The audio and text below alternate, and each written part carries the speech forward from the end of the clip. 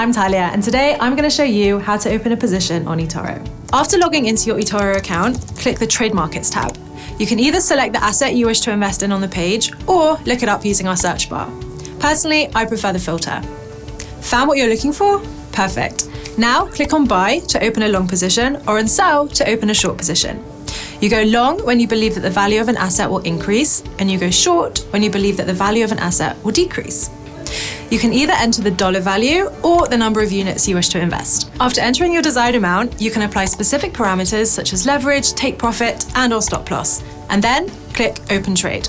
Ta-da! That wasn't hard, right? And don't forget, if you need anything, hit us up on the feed at eToro team or on Twitter at the same handle. See you there!